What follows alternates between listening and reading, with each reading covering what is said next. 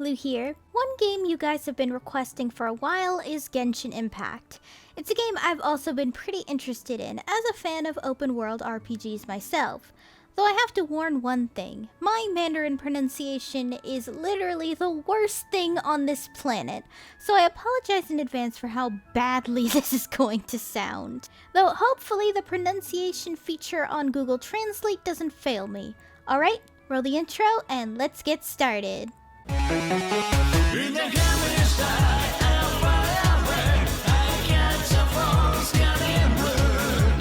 Genshin Impact is a free single-player game with slight co-op features made by miHoYo. To my research, their first game was Collapse Gakuen that released in 2012 to some pretty high acclaim. It seems they're a fairly new and small company from China with not much to them if I'm being honest. Just usual boring stuff like fiscal growth and all that. Development started in 2017 with the game taking major inspiration from Chinese culture and Breath of the Wild. That particularly starting a major controversy with Nintendo fans, which I'll explain in the gameplay portion. The game would release on September 28, 2020 to some pretty massive excitement and even high praise for its mechanics as a gacha game, but not without criticism like the inspiration I just mentioned and some censorship in-game chat menus due to China's policy over certain political discussions. What also surprised me is that the game is voiced in 4 languages: English, Mandarin, Japanese, and Korean. That's a lot for a free game like this. Usually games just heavily promote mobile games that would have their native language. Take Mystic Messenger for example, that game still doesn't have an English dub. Though let's dive into the game and see if it really is a Breath of the Wild clone or something more than that.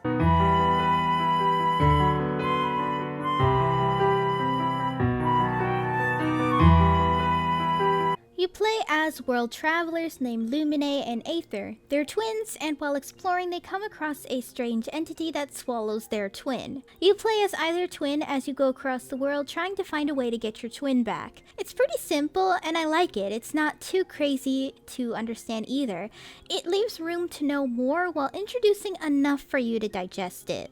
After all, we wouldn't want a game that drops you into a lore-heavy world without telling you anything, wouldn't we? I also like the combination of Chinese and European settings. I find the combination to be pretty unique, especially the city of Liyue in particular, which looks gorgeous. Though the world is a little confusing to understand at first. Basically, some gods just casually hang around the world from my experience. You need the help of these gods though, because your companion who found you, Paimon, has theorized that the entity who stole your sibling might have been a god. She's basically your tutorial character. Think something like Navi from Ocarina of Time or Morgana from Persona 5. But way less annoying, it doesn't tell you to go to bed, and literally is the cutest thing on the planet. Seriously, she's fucking adorable. I love her so damn much. You pretty much go around the world playing the main story quest with plenty of side quests. Well, it's not quite an MMO because all it has is some vague co-op later in the game that I haven't tried. It definitely has the vibes of an MMO pacing from my personal experience. Though in terms of writing, I'd say it's pretty strong here. There's not too many characters to discuss as this is a gacha game, so I can't play every character here. I can say that character writing here is pretty strong and makes every character stand out in personality, which is not easy since it takes a special developer to make a gacha game where characters don't just feel like an identical clone of one another. My personal favorite characters here are Venti, Zhongli, and pretty much everyone else from Liyue Harbor. I know a lot of characters in Liyue have way better designs than those in Mondstadt actually. Mondstadt is the European setting of the world, and so a lot of characters there are very European inspired, like a classic fantasy, while Liyue is more inspired by Chinese culture, which is something I don't really see a lot anymore, as I find Chinese architecture and design to be very beautiful. There's plans for 7 factions total, but only 2 of them are out at this time, and the 3rd one is on the way. Though, overall, the story and writing is pretty good for a free game. I wasn't expecting anything crazy or exciting, considering this is a free game made by a fairly new company, so expecting some kind of masterpiece here is pretty silly if you ask me.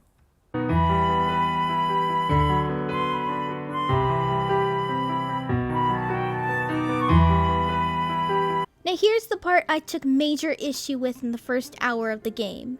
The gameplay design is pretty much a copy and paste of the exact design of the Great Plateau from Breath of the Wild, down to the opening sequence being that you run up to a mountain view where you're supposed to go next, followed by even what I can only assume to be a bootleg of Moblins. I'm not alone here either. There's quite a lot of compilations of fans noticing how much it heavily copies from Breath of the Wild from the first few hours.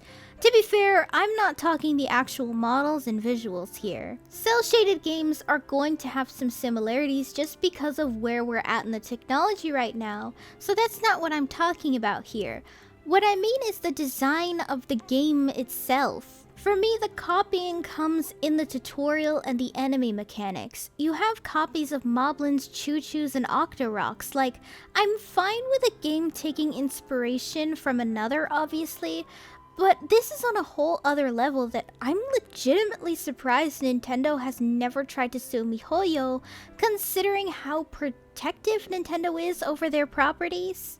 Though for me, after these opening hours, the game felt less and less like I was playing a Breath of the Wild clone and more like I was playing its own game. While some characters had abilities that were eerily similar to champion abilities, specifically Venti's ability and Revali's Gale, the characters and game design later feels something more akin to Monster Hunter from how it's been described to me, more than Breath of the Wild.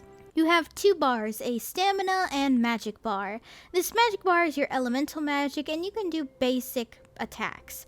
Depending on the difficulty of the character, often you'll have to combo your elemental and basic attacks to do some pretty heavy damage to enemies and bosses. You can also dodge, jump, climb, and grab items. I would say the rest feels more like a modern Final Fantasy or Kingdom Hearts game with its crafting system, while upgrading your weapons reminds me of the game Onigiri. Not like anyone remembers that MMO besides me anyway. Now, the most interesting thing about Genshin is that you don't have to play as Aether or Lumine for the game.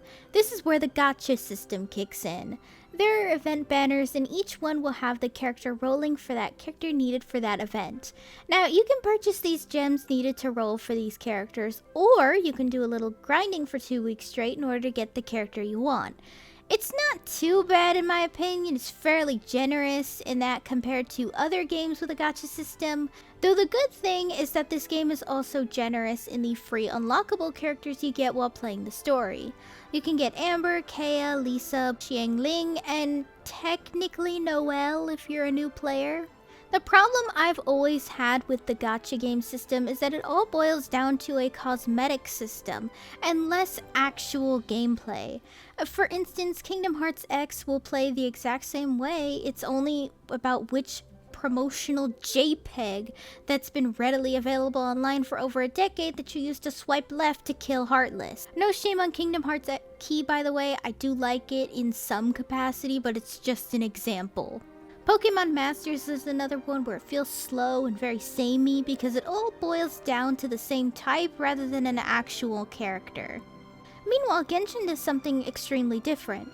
While the characters may share the same elemental ability like fire, ice, wind, or earth, they're all completely different in their abilities. As an example, the newest character Hu Tao can increase her damage by draining her health, can lunge forward harsher at the cost of more stamina, briefly disappear during a dodge, and increases her critical rate to a party member she switched out with. While Amber, who is of the same elemental type, plays like a typical open-world JRPG archer except with fire arrows and can throw with fire blasts. She also has a pretty far range for obvious reasons. It's the kind of gameplay variety I love. Give me a gacha game that feels encouraging to play another character instead of just a 2D image on the screen or just a reskin. Thank goodness it's also not pay to win. You can totally go through the whole game just playing characters gifted to you for free just fine and it'll still feel fun. Though it's incredibly fucking stupid that they put in the characters you can get for free like Amber and Xiangling in the gacha system. I guess it's for lazy people, but it feels like some kind of attempt to decrease the drop rate for other characters around their star level. I'd also like to add all the character models look gorgeous. The shading on the models is a beautiful soft raycast effect, which is shocking since most cel-shaded games don't really try for this kind of lighting. The models themselves also look really great, pretty close to their illustrations actually. Though I will say the dialogue outside of cutscenes is pretty stiff and leaves a lot to be desired. Though again, this is made for free. Even if the team working on this is fairly large, remember that a lot goes into making this game so massive, so I'd imagine the animation of the team isn't that big. The fighting animation is pretty good. It's tight, responsive, and satisfying. Think something to how satisfying it feels to play Roy in Super Smash Bros. Specifically, I would like to praise the animation for the character Zhongli, and I'm not just saying that because he's my favorite character. His character fighting animation is just really good. I would say though, to make sure you have a system that's up to date to play this game. While I played an hour on PS4 at first, the game was pretty much unplayable due to how laggy it was on PS4, which I don't understand why it was so laggy on PS4, but it's a major issue for a lot of players, and no one has a solid answer from what I can tell on why it's so laggy. I have also heard from others that it's stupidly laggy on some phones. The one really heavily depends on your phone though and how old it is. I'm not really a phone expert, so I can't give advice on phone specs the game can handle. The game also needs a good computer to run on PC too. Let's just say that this game is definitely not recommended for cheap laptops or computers that can't even play Overwatch, that's all. Overall, the gameplay's first hour is so identical to Breath of the Wild to the point of plagiarism in some capacity, but it completely branches out from what is blatant copying like an hour later, so it makes for satisfying gameplay that balances itself out pretty nicely. If anything, I'd say it's more heavily refined version of Kingdom Hearts' gameplay over anything else.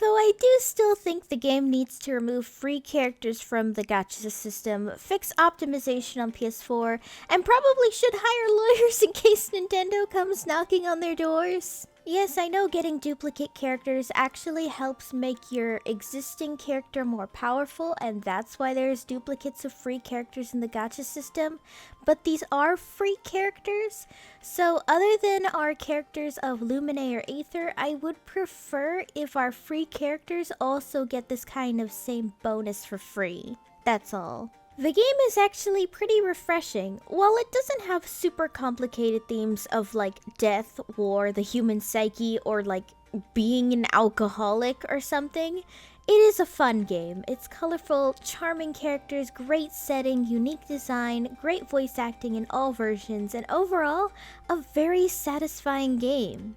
Though it's not a perfect game, it suffers from poor drop rates of characters, literally copying the first hour of Breath of the Wild, a terrible PS4 version, and that weird censorship thing in chats that's too complicated to explain here. However, it's not a deal breaker. It's a really fun game, and I actually can't wait to see more characters and more of this world open up to explore in future updates. Do you love Genshin Impact? For me, I definitely really like it, and I'll be playing it after this video for probably a long time. Hell, you might even see some gameplay in other videos if you haven't already. As always, that'll be it, and let me know down below what you think. Hey guys, thanks for watching! If you liked the video, be sure to give it a thumbs up and consider subscribing if you're new. And if any older new subs would like to help support the channel in any possible way, my Ko-fi page is down below in the description along with all of my social media. For any subscribers, new or old, who would like to help with video ideas or maybe just want to talk about anime or something, then I have a fan server linked down below. See you next time!